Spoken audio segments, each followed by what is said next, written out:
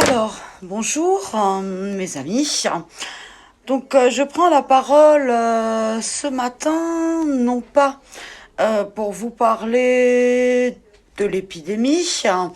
Je dis à nouveau, entre parenthèses, que cette épidémie est gérée par des gouvernants irresponsables, incompétents. Ça, je le dis tous les jours et je le redis aujourd'hui.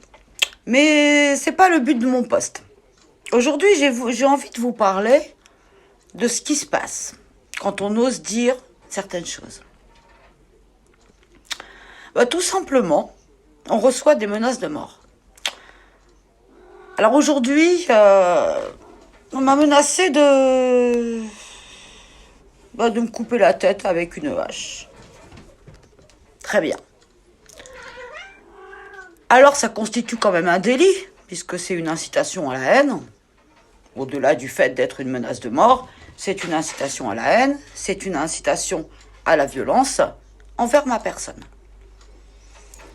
Alors, qu'est-ce qui me vaut ce déchaînement de détestation, d'acharnement contre moi? C'est simple, et je vais vous le dire. Pendant des mois,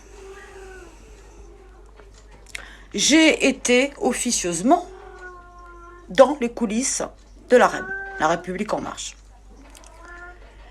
Et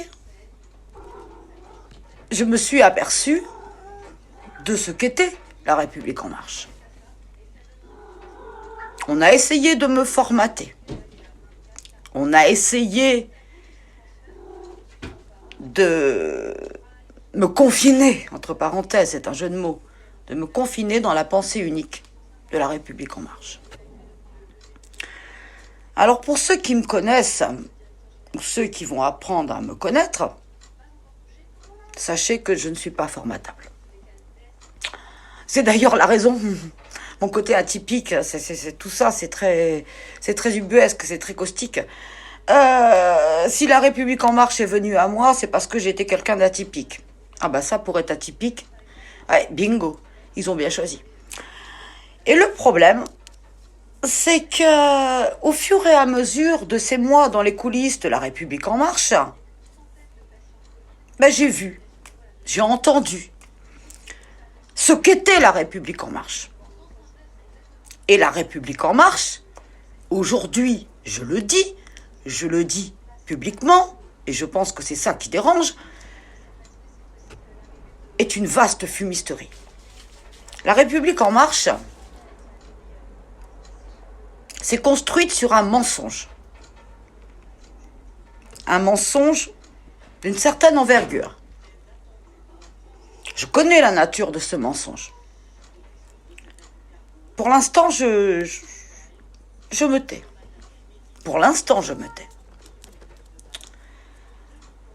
Elle s'est construite sur un mensonge et elle a continué à produire des mensonges. Produire des mensonges par rapport au projet de loi, notamment le projet de loi visant à la réforme des retraites. C'est un mensonge. Elle a produit des mensonges concernant la loi Pacte. Elle a produit des mensonges concernant la candidature à la mairie de Paris, imaginant toutes les stratégies possibles. Elle a produit des mensonges sur l'affaire Benalla.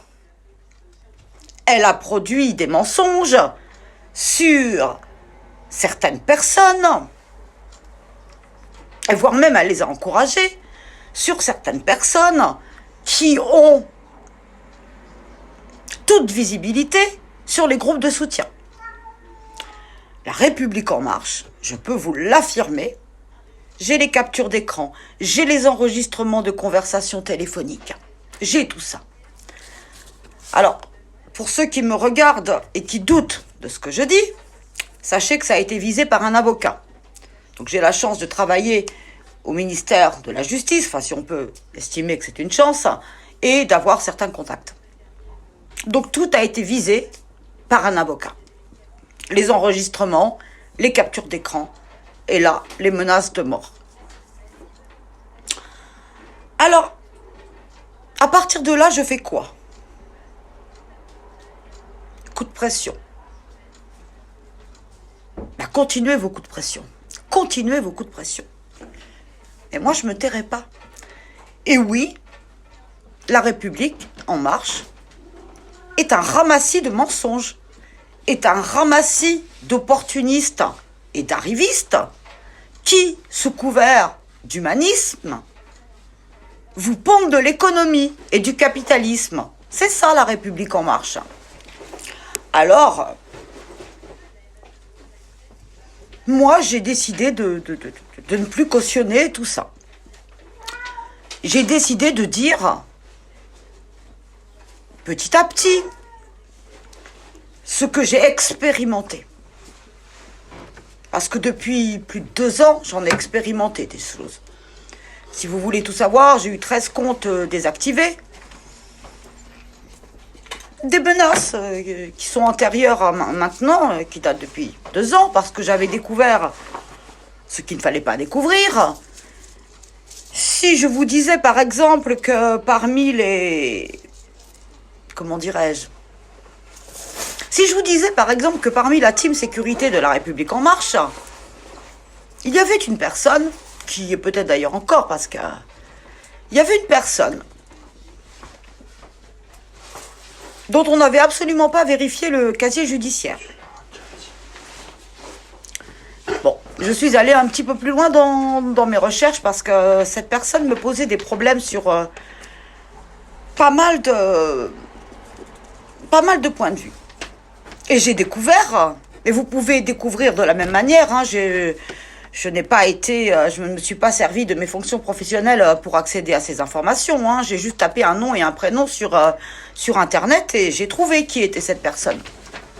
Et cette personne, qui est adulée par la République en marche, oh, vous allez me dire, c'est pas grand-chose, mais cette personne-là, elle a quand même été condamnée au mois de janvier 2017 par la cour d'assises de Gironde dans le cadre d'une tentative d'assassinat. Cette personne-là était membre de la team sécurité de la République en marche. Dès que je l'ai su, c'est-à-dire il y a 2 ans, j'en ai informé ceux qui sont supposés tenir les manettes des groupes de soutien. Je les ai informés, je me suis interrogée sur... Quand on prône la probité, j'estime que il faut effectivement qu'on soit irréprochable. Alors, soit on m'a bloqué, soit on a ignoré mes questions. Pourquoi? Tout simplement. Parce que ces mêmes personnes que j'ai interrogées ont également des casseroles, y compris pénales. Donc, à partir de là, vous savez déjà un petit peu comment fonctionne la République en marche. Quand quelqu'un vous dit « j'ai carte blanche du QG, je peux contacter Emmanuel Macron quand je veux »,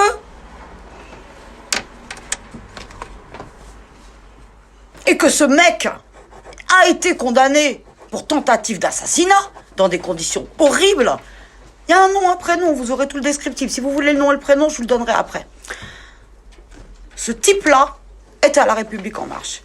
Et après, on s'étonne. On s'étonne de l'affaire Benalla. Mais l'affaire Benalla, c'est du pareil au même. Alors la République en marche, c'est simplement ça. Les petits arrangements entre amis. Voilà, c'est ça. Des mensonges. De la communication. Attention, communication. Chaque mot que vous prononcez lorsque vous êtes membre de la REM doit être pesé. Il fallait plus parler de réforme des retraites parce que, oh là là, ça a effrayé les Français. Alors on nous a demandé de parler de refondation des retraites. Ouais, ça revenait absolument au même. Sauf que refondation, ça passe mieux que réforme. D'accord, ok. On nous a dit pour la réforme des retraites, à ce moment-là, j'étais encore dans le circuit de la REM et je relayais cette dite refondation du système des retraites. On m'a dit surtout n'allez pas dans le détail, hein, restez dans la généralité, parlez de justice sociale, parlez d'universalisme, parlez d'égalité, surtout n'allez pas dans les détails. Alors moi, quand on me dit n'allez pas dans les détails, faut jamais me dire ça, parce que j'y vais. Et on m'a dit, un jour on m'a appelé, on m'a dit attention, ça va sortir dans la presse. On va vous parler de BlackRock. Les médias vont parler de BlackRock. Attention, contré. Ah oui, contré. Ouais, ouais. Alors je suis allée voir ce que c'était que BlackRock, parce que jusque-là, moi, BlackRock, à part un groupe de hard rock, ça me parlait pas. Hein. Oh, je suis gothique, ça gêne aussi les gens, enfin c'est pas grave. Ça me parlait pas. Donc je suis allée voir ce que c'était BlackRock. Et... facile, hein. Il y a Google. Merci les réseaux sociaux. Et BlackRock est effectivement un fonds de gestion d'actifs. Ok. Mais de quels actifs? Eh ben les fonds de pension. Eh ben les fonds de pension. Voilà. Et le patron de BlackRock est Monsieur Cirelli, légionnaire d'honneur il y a quelques mois, à l'initiative du président de la République. Ah, la coïncidence, elle est bonne. Mais Monsieur Cirelli a effectivement œuvré pour la France, en tout cas pour la réforme des retraites et pour la loi Pacte.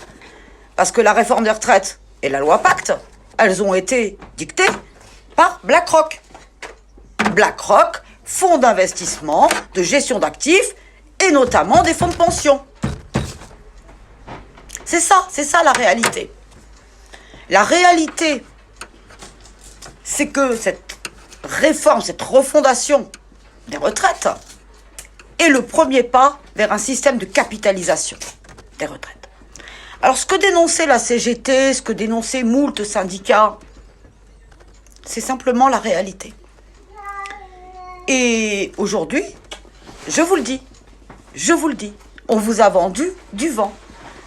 La justice sociale, il n'y en aura pas. Les minima, les plus fragiles d'entre nous, vont perdre à cette réforme des retraites. Tout ce qu'on vous a dit, c'est du vent. Et le diable se cache dans les détails. Et ces détails, il ne fallait pas les dire. Alors aujourd'hui, moi, je dis tout.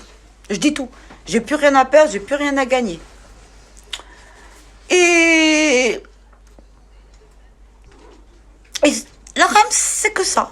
C'est que des mensonges, c'est que de la communication. C'est alors, Édouard Philippe, à un moment donné, nous a interdit de parler de filigrane, nous a interdit de parler de...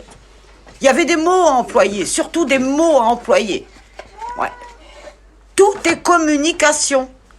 Et ce qui se passe actuellement, ce n'est que de la communication. Alors, qui dit communication, dit manipulation, dit désinformation, dit propagande.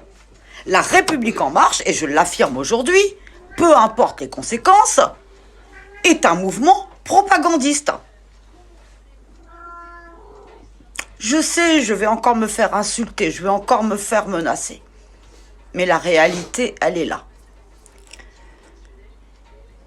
Je peux aussi vous donner un numéro de téléphone de ce fameux contact que j'avais. Bon, elle ne vous répondra pas, hein, parce qu'elle fait le tri entre les messages qui l'intéressent et ceux qui ne l'intéressent pas. On ne vous dira pas ça. On ne vous dira pas ce que je suis en train de vous dire. On continuera à vous vendre du vent. Comme ils nous ont vendu du vent depuis le départ. Rien dans le mouvement de la République en marche n'est réalité. Rien.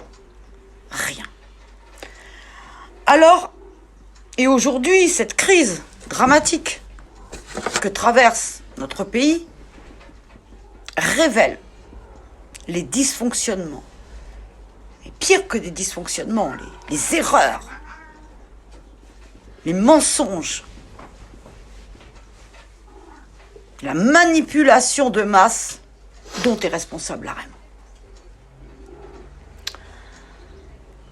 Donc moi, ça, Je ne peux pas cautionner, et effectivement, je suis entrée en dissidence assez rapidement, parce que j'ai une éthique. Cette éthique, je la tiens d'un grand monsieur. Un très grand monsieur, qui n'est malheureusement plus là aujourd'hui. Ce monsieur, c'est mon grand-père. Et mon grand-père m'a transmis des valeurs. Et mon grand-père m'a toujours dit, reste fidèle à ce que tu penses. Et s'il faut entrer dans la dissidence ou dans la résistance, entre-y. Alors aujourd'hui, oui, j'y suis. Alors ok, je suis qui? Je suis personne. Je suis une petite bonne femme, qui a peut-être une grande gueule, mais au moins, je peux me regarder dans la glace. Je peux me regarder dans la glace, qui ne doit pas être le cas de tous les sbires de la REM. Ce que j'ai soutenu, parce que j'avoue avoir soutenu cette mascarade, je ne vais pas dire que je ne l'ai pas soutenu, ça serait mentir. Oui, je l'ai soutenu. Plus naïf que moi, il n'y a pas. Moi, on parle d'humanisme, oh là, tout de suite, je réponds présente, hein, parce que l'humanisme, chez moi, c'est tout ce qui compte. Donc, ok, mais l'humanisme, ouais, il n'y en a pas. Il n'y en a pas. La philosophie des Lumières, il n'y en a pas. Les droits de l'homme, il n'y en a pas. Ah, par contre, il y a de l'économie. Oh là là là là là là, il y a de l'économie. À fond. Ah, c'est normal. C'est normal. Nous sommes tous des enfants de DSK. Nous sommes tous des enfants de DSK. Voilà ce qui m'a été dit par mon contact de La République En Marche. Alors, Emmanuel Macron, avec tout le respect que je peux devoir à l'homme, oui, effectivement, l'homme en lui-même, mais Emmanuel Macron est une marionnette. C'est une marionnette. Il est entouré de gens qui portent l'ADN de DSK.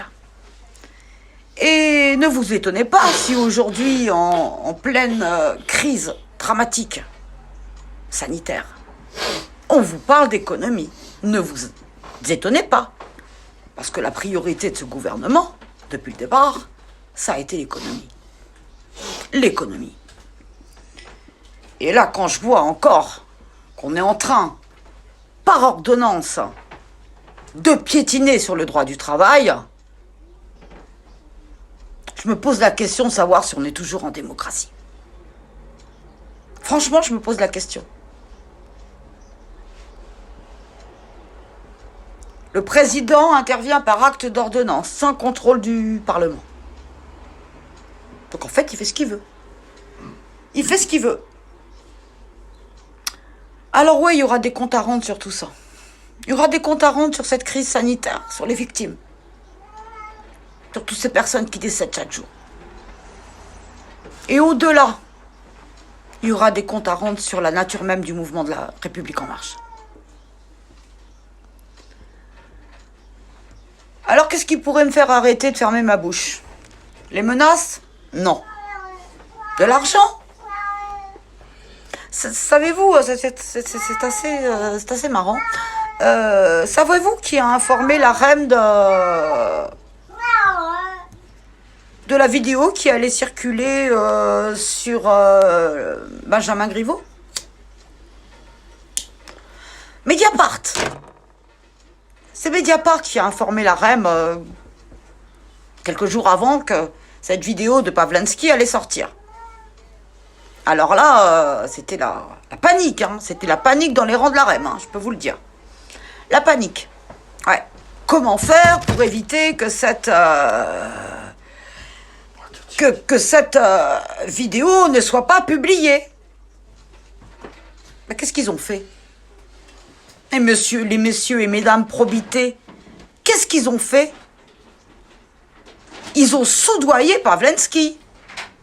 De l'argent a été proposé à Pavlenski pour qu'il ne diffuse pas ses vidéos. De l'argent. Transparence, probité, la REM, bravo. On a proposé de l'argent à Pavlenski. Pavlenski n'a pas accepté. il a publié ces vidéos. Il a annoncé que d'autres viendraient, puisqu'effectivement, actuellement, il est sous contrôle judiciaire, il n'a pas été placé en détention provisoire, ça tout le monde le sait. Il a annoncé que d'autres vidéos seraient diffusées. Je connais le contenu de ces vidéos. Attendez-vous à un tsunami. Attendez-vous à un tsunami.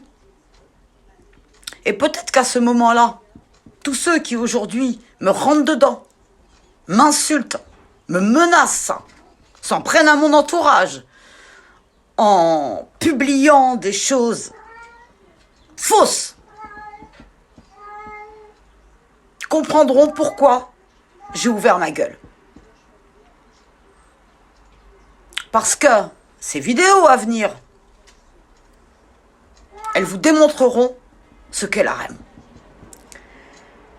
Et alors j'en vois encore qui sont là à applaudir Macron 2022, Macron 2022, Macron 2022. Rien du tout Macron 2022. La REM c'est fini. Et ils sont responsables. Et oui, en 2022, nous aurons très certainement à choisir entre Nicolas Sarkozy, parce que je suis quasiment certaine que Nicolas Sarkozy se représentera au présidentiel, ce qui est son droit. Pour l'instant, à ma connaissance, il n'a pas été condamné de manière définitive. Il n'y a pas d'interdiction d'éligibilité. Il se représentera. Et puis, il y aura Marine Le Pen. Alors, je dois vous avouer que Marine Le Pen, c'est pas ma tasse de thé. Mais je ne suis absolument pas... je ne peux pas cautionner le discours qu'elle porte sur... voilà, sur l'immigration, les thèses raciales, ça, je ne peux pas cautionner. Par contre, Marine Le Pen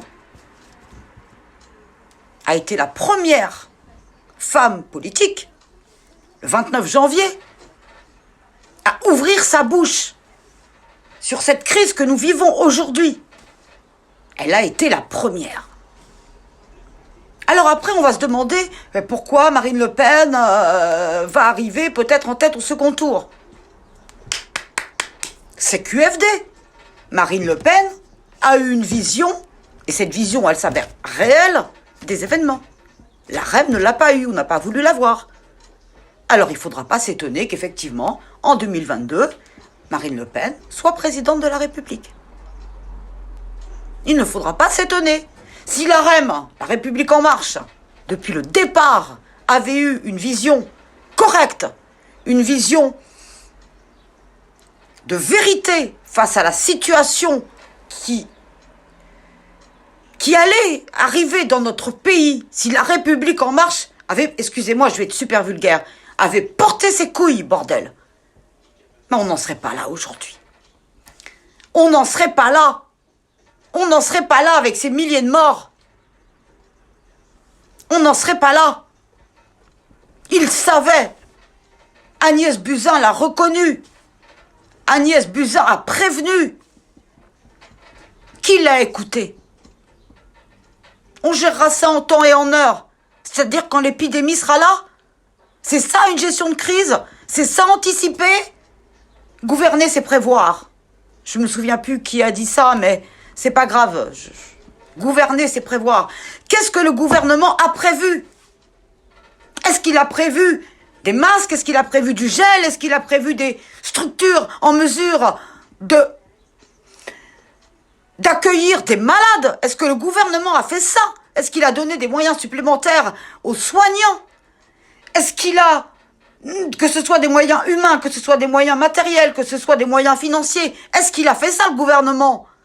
Ces mêmes soignants qu'aujourd'hui, ils applaudissent, il y a quelques mois, il est vilipendé quand les urgentistes demandaient, criaient, un appel au secours, un appel de détresse, aidez-nous, on ne peut plus faire face.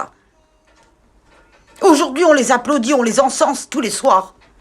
Tous les soirs, Jérôme Salomon applaudi les soignants. Mais quelle honte! Quelle honte! On leur crachait à la figure il y a quelques mois, et aujourd'hui, c'est les héros. Quelle logique dans ce gouvernement! Quelle logique! La logique du chiffre. Alors aujourd'hui, oui, ils sont acculés. Ils sont acculés devant la situation. Et ils communiquent à outrance. Prennent des mesures qui ne sont pas réellement des mesures. On nous dit qu'on est en guerre, mais rien n'est fait en conséquence. On nous responsabilise pour mieux, eux, se déresponsabiliser. Mais à ce que je sache, la santé publique fait partie des fonctions régaliennes de l'État. Alors c'est aux citoyens d'attendre de l'État, c'est pas aux citoyens de se démerder. Parce que la situation, la réalité, c'est ça. C'est qu'on se démerde chacun de notre côté, comme on peut.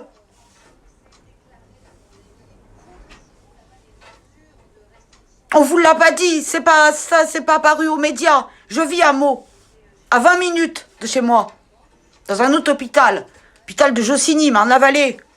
On construit des tentes militaires. Dans combien d'hôpitaux de province ça se passe? Et ça, on ne le dit pas aux médias. Dans combien? J'habite à côté de l'hôpital de Meaux. J'entends combien de fois les pompiers par jour? Combien de fois le SAMU? Les hélicoptères? Combien de fois je les entends? C'est ça, avoir anticipé la situation? C'est ça?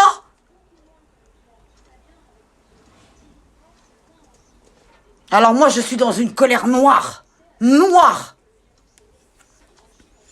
Et je m'en veux. Vous ne pouvez pas savoir à quel point je m'en veux d'avoir soutenu cette espèce de mascarade. Pourquoi j'ai pas ouvert les yeux avant?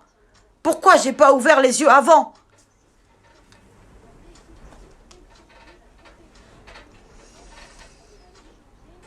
Vous voyez? Je vais vous raconter quelque chose. C'est du vécu. Mon compagnon, il y a 15 jours, depuis 3 jours, il avait des signes du coronavirus. Difficulté à respirer, tout, fatigue. Mon compagnon, je le précise, a des problèmes cardiaques. J'ai voulu appeler le SAMU, des fois et des fois. Il a refusé. Je dis bon, ça va, tu vas te reposer, on va voir. Et puis il a fait un malaise cardiaque. Il a fait un malaise cardiaque dans un supermarché. Personne ne l'a relevé. Si une petite dame de 80 ans qui lui a demandé si ça allait. Il est revenu à la maison. J'ai appelé le SAMU. J'ai attendu 30 minutes avant d'avoir le SAMU. Les pompiers sont arrivés en tenue de cosmonaute. Et vous savez ce qui s'est passé? Alors on lui a pris sa saturation. Il venait de faire un malaise cardiaque. Hein. On lui a pris sa saturation, on lui a pris sa tension. Et on l'a engueulé. On l'a engueulé parce qu'il était sorti faire des courses avec une attestation. On l'a engueulé. Quand on fait un malaise cardiaque, en principe, bah, je sais pas, on fait un électrocardiogramme, c'est ce qui est fait d'habitude. Non. Non. Vous savez ce qu'on lui a dit? Ce qu'on m'a dit? Il m'a dit, madame, monsieur, on peut rien pour vous. On ne peut rien pour vous. Peut-être que vous avez fait un malaise cardiaque. On ne peut rien pour vous. Vous restez chez vous. Et vous, madame, vous surveillez monsieur. Je suis pas cardiologue. Je suis pas cardiologue.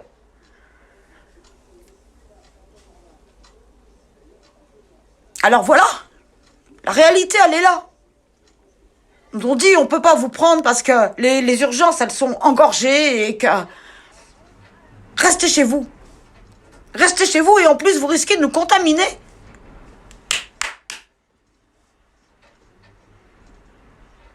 Et pendant qu'ils étaient là, ils auraient mieux fait d'éteindre leur talkie-walkie. Parce que Ils ont attendu 45 minutes à la maison pour faire leur bilan au SAMU. Ah, hyper réactif, le SAMU. Ils ont fait leur bilan au SAMU, ils ont attendu. Mais pendant qu'ils attendaient, le talkie-walkie fonctionnait.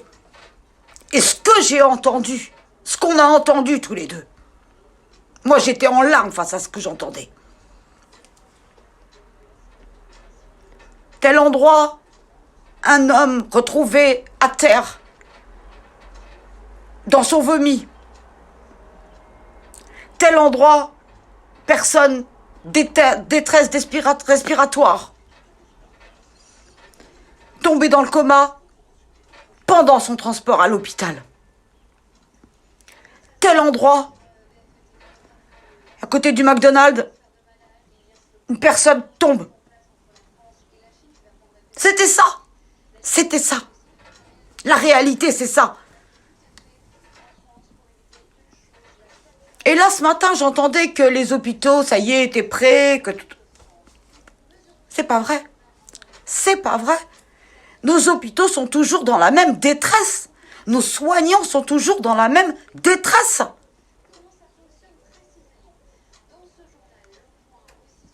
Pourquoi? Pareil, je lisais hier un autre article qui disait que les cliniques privées avaient des places. Mais on attend quoi?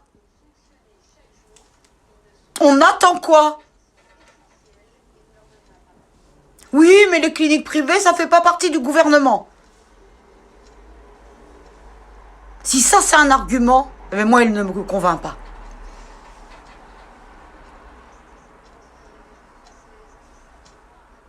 Je suis vraiment très en colère. Et j'estime que ce gouvernement, coupable, responsable de la mort de tous ces patients. Alors à chaque personne connue qui malheureusement décède, on a droit à un cortège de condoléances, très bien. Tous les autres. Et tous les autres.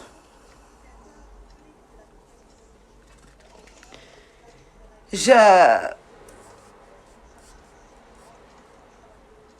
sais pas comment on peut faire, je sais pas. Mais moi, je peux plus entendre ces mensonges. Cette surcommunication. Cette propagande. Je peux plus. Alors vous allez me dire à quoi ça sert que je m'exprime en public. J'en sais rien. C'est ma manière à moi de dire que je me désolidarise complètement de cette pantomime. Et c'est encore, les mots sont... Il n'y a même pas de mots pour décrire ce qui se passe actuellement. Il n'y a pas de mots, il n'y a plus de mots, il n'y a rien.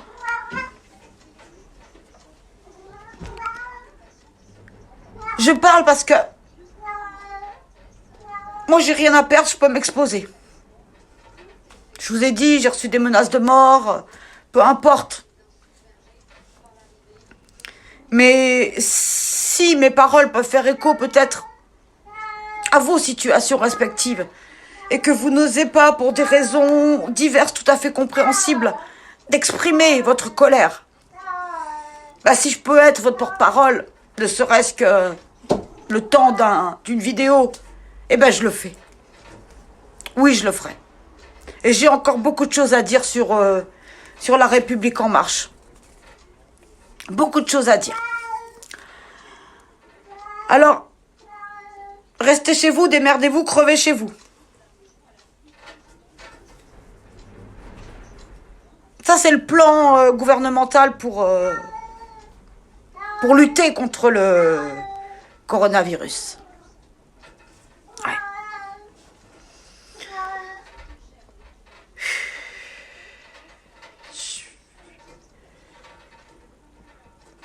C'est terrible. C'est terrible et c'est pitoyable. Ce gouvernement est pitoyable.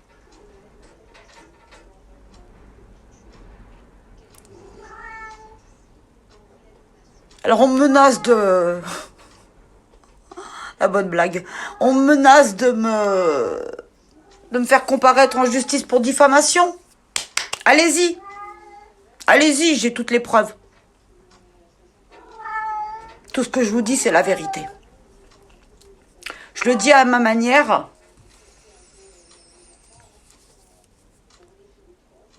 Mais au moins, je le dis.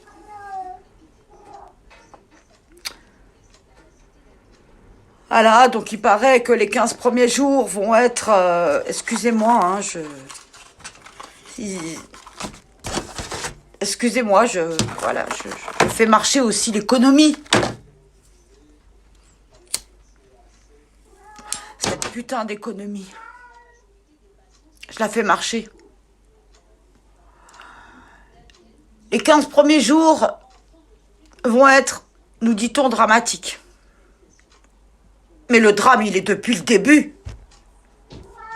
Les morts, les prochains jours, n'auront pas plus d'importance que les mortes des semaines précédentes.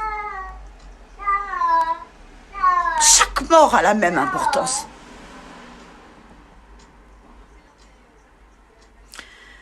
Combien il y a de familles aujourd'hui qui pleurent? Combien il y en a?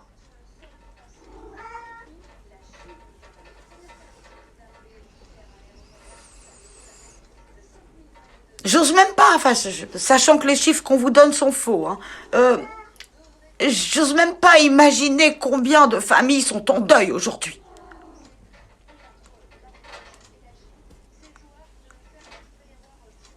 Sont en deuil. Et oui, si le gouvernement avait eu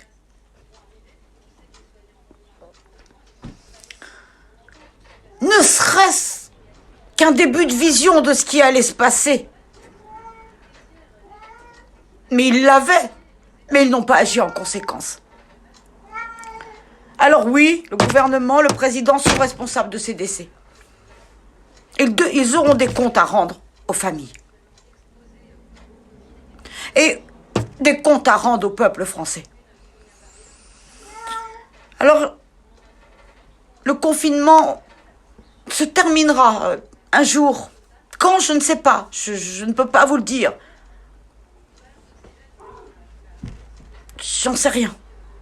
Il arrivera. Et à ce moment-là, j'espère que nombreux d'entre nous sortiront dans les rues, iront demander des comptes à nos gouvernants. C'est ça aussi être citoyen. Nous avons des droits, nous avons des devoirs. Et l'un des devoirs que nous avons, et l'un des droits surtout, parce que c'est plus en termes de droits, c'est la vérité. Alors oui, nous irons demander cette vérité-là. Alors oui, j'espère que l'opposition prendra ses responsabilités et utilisera tous les moyens légaux en sa disposition, notamment les commissions parlementaires, peut-être les motions de censure, peut-être l'article 68 sur la destitution du président, de la Constitution, pardon. J'espère que l'opposition utilisera ces moyens-là. Nous, citoyens aussi, nous devrons agir. Et j'espère que nous serons nombreux, très nombreux. Parce qu'il est hors de question qu'un gouvernement responsable de milliers de décès s'en sorte comme ça. Il est hors de question. Nous devons ça à ceux qui sont partis, aux familles. Nous le devons à l'ensemble de nos concitoyens qui ont été touchés, qui seront touchés par cette maladie, par ce virus. Nous exigerons la vérité.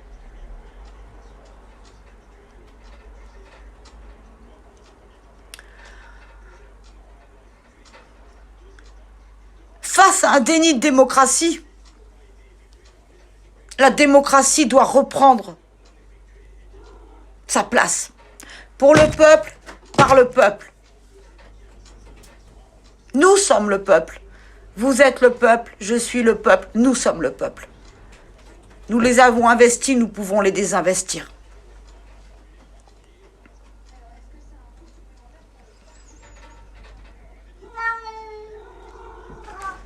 Voilà ce que je voulais vous dire.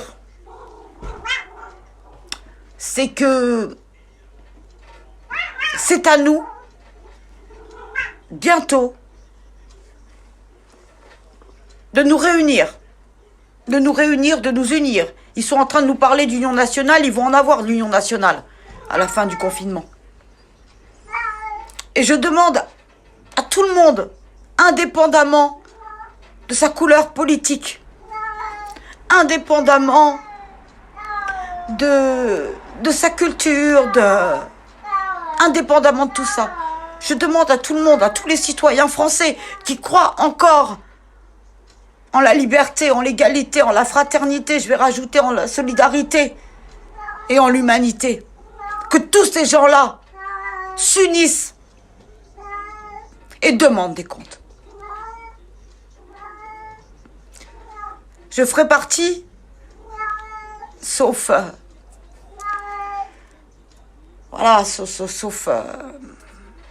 personne n'est épargné, hein, vous le savez bien. Je ferai partie de ceux qui seront, en tout cas j'essaierai d'être en première ligne dans cette exigence de vérité. J'ai été en première ligne pour soutenir ce putain de gouvernement. Je serai en première ligne pour le dégommer. Et c'est pas un retournement de veste, c'est simplement une exigence de vérité. Voilà. Et je pense que tous, nous avons cette exigence de vérité. Et ils nous la doivent. Ils nous la doivent. Alors, je terminerai ce live improvisé, comme on a en habitude. On m'a reproché, la reine m'a reproché d'être trop impulsive, trop instinctive, trop quoi. Il fallait que j'entre dans un, vous voyez, il fallait que j'enlève les lunettes de soleil, il fallait que j'enlève le maquillage, il fallait que j'enlève mon tatouage, bref. Il fallait que je sois formatée, quoi, en gros. Rien du tout. Rien du tout. Rien du tout. Je suis entière et je le resterai. Donc c'est le message que je voulais vous faire passer, que la reine est un mensonge, elle s'est construite sur un mensonge, elle continue sur des mensonges. Et puis, comme d'habitude, je ferai un clin d'œil à quelqu'un qui aussi ouvre sa gueule. À quelqu'un pour lequel j'ai beaucoup de respect. Que j'ai découvert par hasard. Je pense... Allez voir, allez écouter Olive, la page. OLIV, la page. Vous aurez un ton de voix à peu près similaire au mien, mais tellement plus... Enfin, écoutez, vous verrez. Vous verrez. Et je voudrais qu'on soit de plus en plus nombreux à oser parler, oser nous montrer. Alors vous allez me dire pourquoi je porte des lunettes. Je peux les enlever. Je peux enlever mes lunettes. Je peux parler sans lunettes. J'ai aucun problème avec ça. Là, voilà, je suis visible. À tous ceux qui croyaient au sein de la reine que j'étais formatable, vous avez misé sur le mauvais cheval, hein, je peux vous le dire. Je peux vous le dire et il aurait mieux valu que vous me contactiez pas. Voilà, donc je remets mes lunettes parce que j'ai très mal aux yeux, c'est en fait pour ça que je porte des lunettes. Je remets mes lunettes, mais tout ça pour vous dire que j'ai peur de rien. D'afficher mon visage, mon nom, Gaylor Richardo. Je m'en fous. Ma date de naissance, 8 août 74. J'en m'en tape. Alors, osez ceux qui pouvaient, parce que je sais que certains ne peuvent pas. Et je les comprends. Je me permettrai absolument pas de porter un quelconque jugement sur ceux qui n'osent pas se montrer. Il n'y a aucun problème pour moi. Mais ceux qui ont cette possibilité, faites-le. Faites-le. Et partagez les vidéos. Je parle pas de moi, hein, mais partagez les vidéos de ceux qui osent dire la vérité. Voilà, c'est... Il faut arrêter tout ça. Il faut arrêter tout ça. Et chacun à notre petit niveau, on peut contribuer à ça. Donc je vous remercie pour ceux d'entre vous qui m'ont regardé ou qui me regarderont ou qui... Voilà. Éventuellement me partageront, mais ça, c'est pas la priorité. Ouvrez vos gueules. Nous sommes en démocratie, nous jouissons de la liberté de penser, de la liberté d'expression. Abusons-en. Pour la vérité, tout simplement. Je vous remercie. Surtout, prenez soin de vous, protégez-vous, protégez les autres. Entraidez-vous parce que le gouvernement ne fera rien pour vous. Entraidez-vous si vous le pouvez. Maintenant, j'attends les menaces qui vont venir suite à ce live. J'y suis habituée. J'attends éventuellement une désactivation de compte. J'y suis habituée, ça sera mon 14e. Ah, je m'y connais en création de compte Facebook, ça oh là là, je m'y connais. Enfin bon, tout ça c'est dérisoire, mais l'important est ailleurs. Et cet important, il est entre les mains de chacun d'entre nous. De chacun d'entre nous. Alors, n'hésitez pas. Parlez. Parlez. Je vous remercie et je vous souhaite une excellente journée. Une bonne semaine dans la mesure du possible et je reviendrai. Bonne journée à tous. Prenez soin de vous, des autres. Entraidez-vous. Au revoir.